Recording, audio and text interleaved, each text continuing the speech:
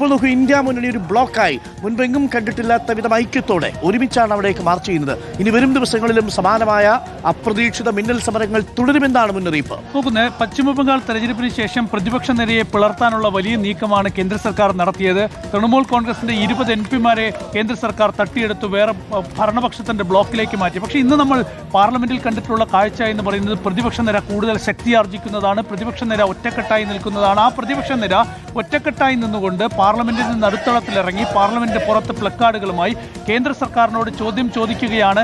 ഈ വിദ്യാർത്ഥികൾ ഉന്നയിക്കുന്ന ആവശ്യം നിങ്ങൾ എന്തുകൊണ്ടാണ് അംഗീകരിക്കാത്തത്? ഇന്ന് രണ്ട് സഭകളിലെയും പ്രതിപക്ഷ നേതാക്കൾ എഴുന്നേറ്റ് നിന്ന് ചോദിക്കുകയാണ്, ഈ വിഷയത്തിൽ ചർച്ച വേണം, പക്ഷേ കേന്ദ്ര വിദ്യാഭ്യാസ മന്ത്രി അദ്ദേഹത്തിന്റെ ഉത്തരവാദിത്വം ഏറ്റെടുത്തുകൊണ്ട് രാജിവെക്കണം.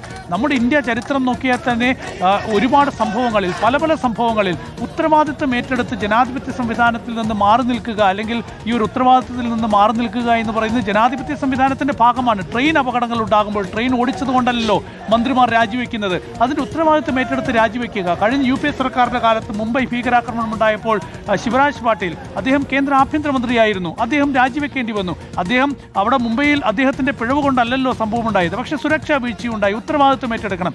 ഇവിടെയും അതാണ് സംഭവം. നോക്കൂ, ലക്ഷക്കണക്കിന് വരുന്ന 22-23 ലക്ഷം വിദ്യാർത്ഥികൾ അവരുടെ ജീവിതത്തിലെ വലിയ സ്വപ്നങ്ങളുമായി മുന്നോട്ട് പോകാൻ പ്രതീക്ഷിച്ച് നീറ്റ് പരീക്ഷ എഴുതി കാത്തിരുന്ന വിദ്യാർത്ഥികൾക്ക് മുന്നിലാണ് ഇടിത്തി പോലെ ആ പരീക്ഷ റദ്ദാക്കുന്നത്, പരീക്ഷാ ചോദ്യപേപ്പർ ചോർന്നിരിക്കുന്നത്. അപ്പോൾ ഇതിൽ ഉത്തരവാദിത്വം ആർക്കെങ്കിലും വേണ്ടേ? നെറ്റ് പരീക്ഷ തട്ടിപ്പ് നടക്കുന്നു. CBSE പരീക്ഷയിൽ മൂല്യനിർണ്ണയത്തിൽ പിഴവുണ്ടാകുന്നു, അടിക്കടി ഉണ്ടാകുന്നു. നോക്കൂ, പണ്ട് ഈ മെഡിക്കൽ എൻട്രൻസ് പരീക്ഷകളൊക്കെ തന്നെ സംസ്ഥാന തലത്തിലാണ് നടത്തിയിരുന്നത്. അതിനെ മുഴുവൻ ഒരു സെൻട്രലൈസ്ഡ് പരീക്ഷയാക്കി മാറ്റി എല്ലാ പരീക്ഷകളും കേന്ദ്ര സർക്കാരിന് കീഴിലുള്ള ഒരു മത്സര പരീക്ഷയാക്കി മാറ്റിയത് ഈ NDA സർക്കാർ അധികാരത്തിൽ വന്ന ശേഷമാണ്. വളരെ പ്രധാനപ്പെട്ട ഒരു വിവരം കൂടി വരുന്നു. BJP-യിലും എതിർ ശബ്ദങ്ങൾ രൂപപ്പെട്ടു തുടങ്ങിയിരിക്കുന്നു. ഇപ്പോൾ ഇതാ മുരളി മനോഹർ ജോഷിയുടെ ഒരു ട്വീറ്റ് വന്നിരിക്കുന്നു. It is painful to see young students from different parts of the country assembled for days on the streets of New Delhi.